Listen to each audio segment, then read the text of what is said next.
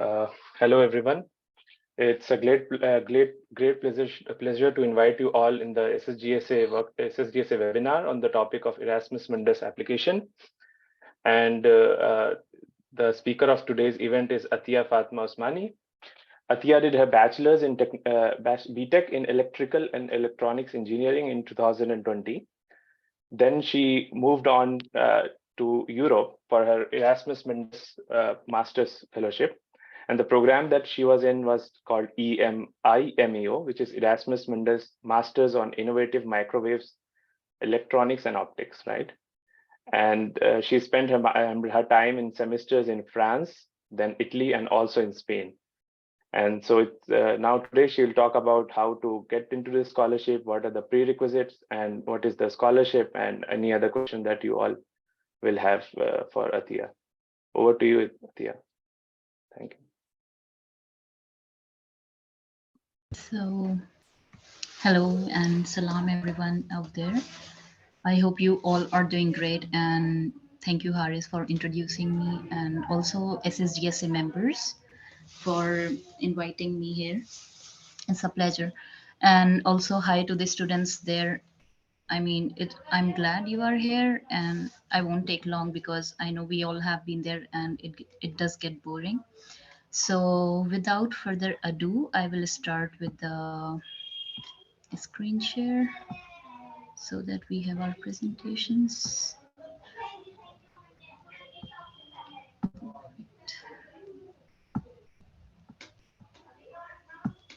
So I hope you can all see the presentation. Yeah, we can. Yes, we can see. So as Haris already mentioned about the introduction, so I don't have to, we can skip this part because I really wanted Aligarh Muslim University to be in my presentation, that's why. So yeah, so what is actually Erasmus Mundus or Erasmus Mundus Masters? It's like a regular masters, but the only difference is that there are number of universities involved. Like this is one of the master in Erasmus Mundus. Like Erasmus Mundus hosts a number of masters, like let's say in biology or in chemistry, or and for me in my case electronics and microwaves. So what I'm gonna do is take my example of MMU because it's kind of general, and then it's specific, but you can generalize it later. So it's more authentic if I tell you about my masters, and then in the questions we can take up your queries. So yeah, so as already told, the first university I went to was University of Limoges, which is in France, and the second is University of Brescia. So basically you have to make at least 2 mobility and maximum 4 mobilities.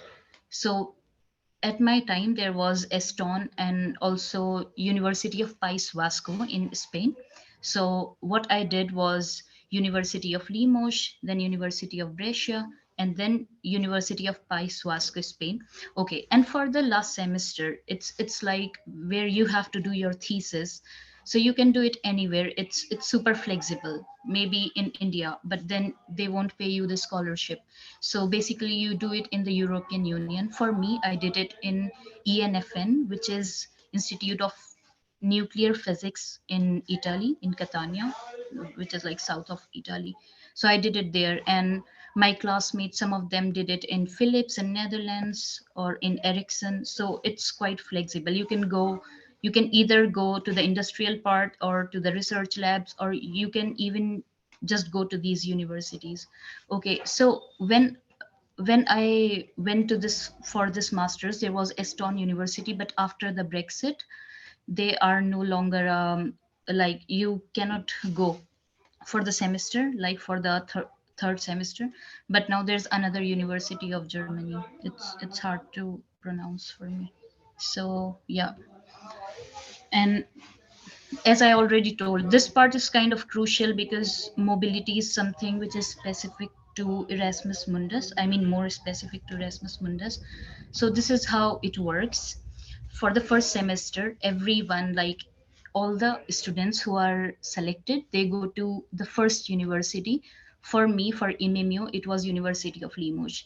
Let's say you are doing an Erasmus Mundus Masters on something else, so of course they will have their own different universities. Then all the students, all the batch, like for my case, in my case, it was 17 students from different countries, and two of us were from India. So all of us went to this UniBS, which is in Italy, and this mobility is mandatory. After this, it's your choice. Either you can go back to the first university, maybe you can just stay in the second, and then there are some of the choices which you can make. Now, this choice, how you get selected. Let's say I want to go to Eston or UPV. So here after the first semester, they check your marks, and then also they give you a form. So according to your choice plus merit, you can go anywhere. So I went for this UPV. Then for the fourth, as I told you, some of the students went to Unilim, some to UniBS. I went to like not even in the consortium. So I went to ENFN, as I told you earlier, and some went to the industrial partners.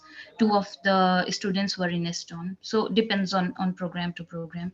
So yeah, the main part, I mean, of course, the scholarship, which is so Erasmus Mundus scholarship is one of the most prestigious scholarship in Europe. So I can give you a brief idea how it works. Like for us, India is a partner country, so we don't have to go into program countries. So they give you 1,000 euro per month, which is quite decent for masters.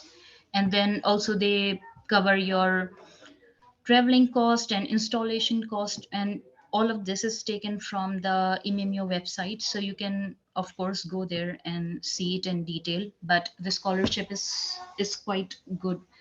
Also, when I applied, so it was the scholarship plus the program selection. That means if I get selected, I automatically get the scholarship. But now they have some provisions of self-funded students, but I'm not sure if people would want to go into a self-funded, I mean, up to you. So now, what is mandatory and not mandatory? Like any other application for MS, you of course need a motivation letter. So that was like that's, I guess everyone knows about it, and LORs, and yeah, and the proficiency test for this particular program, you can give TOEFL or something, but also you can just get a certificate from dean or like from your college. I guess everyone's from AMU, so we can just take English proficiency English medium of instruction is English, that certificate, and that works fine. Also, you can contact the particular project manager of Erasmus Mundus, of the one you are applying, and he can also confirm that if it works or not. So these are like basic passport and stuff, so I don't have to go into details. Now, what are the entry requirements? Of course, I mean, you need a bachelor's in the respective field, and the previous professional experience counts. I mean, if you have internships, good internships, if you have papers and everything, you have to just check the credits. Maybe if you are a BSc students and if you don't have enough credits, so maybe you can go after MSc. So again, check the particular course, and yeah, that's it. Okay.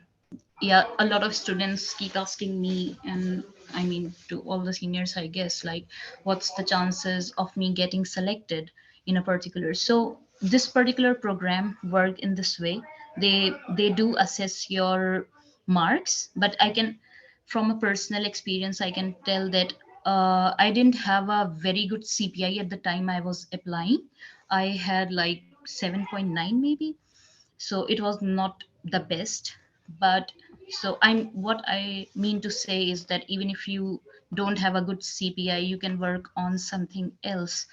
And let's say for me, I had two papers published in IEEE, and I did an internship from Variable Energy Cyclotron Center. So having said that, I mean, you can do good internships, do do whatever you can at that particular time, so it all counts. I mean, these are general, it's not something very specific to Erasmus Mundus, but I really wanted to show you this because sometimes we all are demotivated and we just think maybe we don't have enough marks and so we can't make it. So I mean, no worries, you can always start. And then we have like language skills stuff and stuff. So yeah, also the continuity in the career is 10% they count. So maybe the other Erasmus Mundus also do that.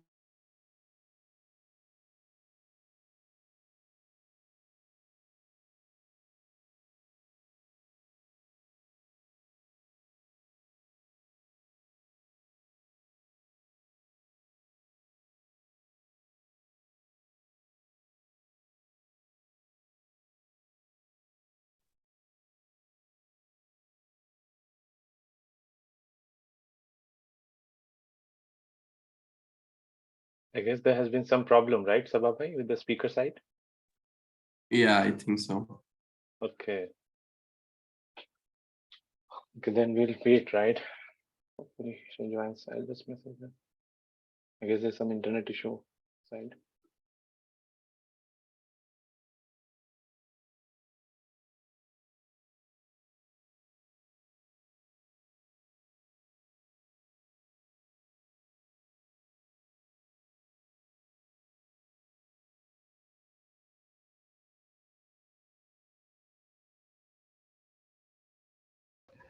Hello. Yeah, Assalamu alaikum. There was some internet connection problem, but you can start again, I guess. Yeah, no problem. Okay. So which slide did we miss on? I Like think you were from the talking about prerequisite, right? I okay. mean, you were talking about your experience and triple E papers. So Okay. So I didn't realize.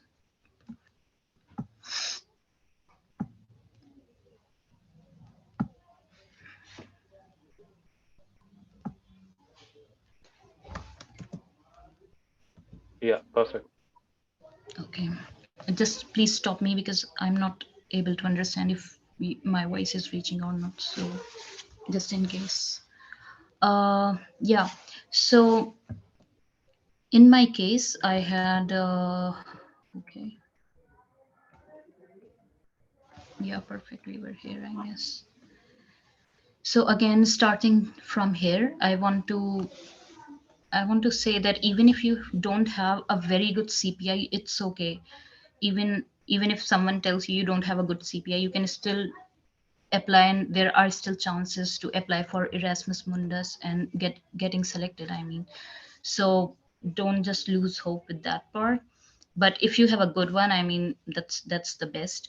Plus, do try to at least get a good internship and then try to get a paper published. I mean, I do understand, like when you are in bachelor's, you just cannot write the entire paper, but like go to your internship supervisor or go to your professor and ask them, maybe you can be the co-author, you can just like work a bit and you have your name there. And of course you are working, it's not like that you aren't.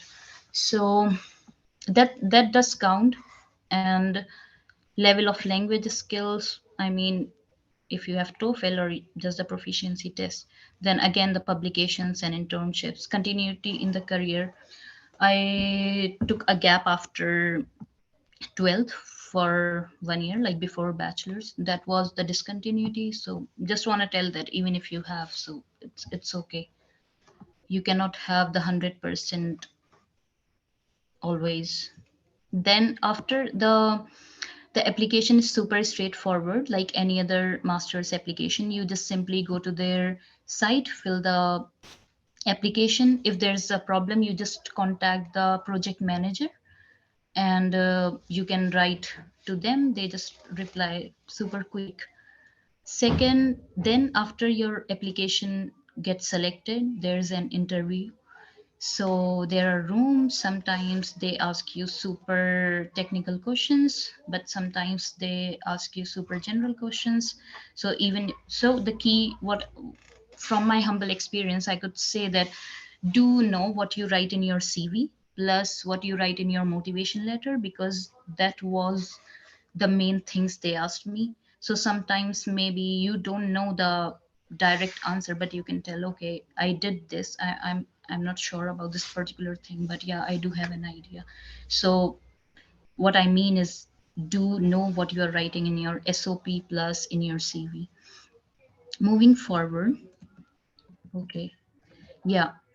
So this one is now how to find the Erasmus Mundus Masters. So this is just a screenshot, and you can just go to the Google. You just type Erasmus Mundus catalog, and then you can find this particular screen. You just find these things, keywords and everything, and then as you see here, like it's 175 Erasmus Mundus. I mean, economics and different disciplines. So you can just shortlist by writing your field of study. There's like year of, it's just a screenshot. So when you go to the website, you will understand more. And yeah, so that's it. So the benefits of Erasmus Mundus Masters is, first, it is super prestigious. Second, it is fully funded. Third, you have a super big international community, good networks, because you are connected to the universities, like 4 universities or maybe 2, but still like 2. And there's so many, like so much networking, and it does count. Then you have like 17 students, everyone's from a different continent. So imagine working and learning in a super international community. Of course, the medium of instruction is English, but and you can learn different languages. I mean, there's a lot to it. Of course, if you get demotivated, I just put it for you. So you have like, when you lose hope, you can just see the good parts. You have a, yeah, that's it. And I want it to be super quick because I don't know, there are people from different fields, so I would just take up more time for the questions instead. So yeah, that's it.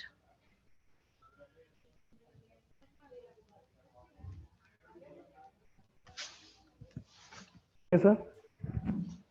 This meeting is Please, being recorded. you can please ask the question later. Yes, So can, now we are at the end of the event. So with that, I would like to thank the speaker, and now I would like to invite Dr. Sabaudin Bhai, who is actually our senior mentor on SSGSA team and also the current team lead of training and skill division team of SSGSA. Sabha Bhai, over to you for vote of thanks. Thank you very much, Haris bhai. It's like quite. I'm quite happy about this, that we were successful in organizing this event, and that many thanks to you, Haris, for finding a slot together with Atia, and many thanks to you, Atia, that you managed the time from your schedule, like to give this wonderful presentation. I think it was concise and quite to the point, and the question and answer sessions, I believe, is was really helpful. Many points were already like kind of what would a person would need for the application. It would really helpful. And furthermore, what I believe is we will keep on organizing something like that, and we wish all the students all the best for the future. And once again, thank you, Atia, for joining us today, for spending your time with us, and giving us insightful information about this program.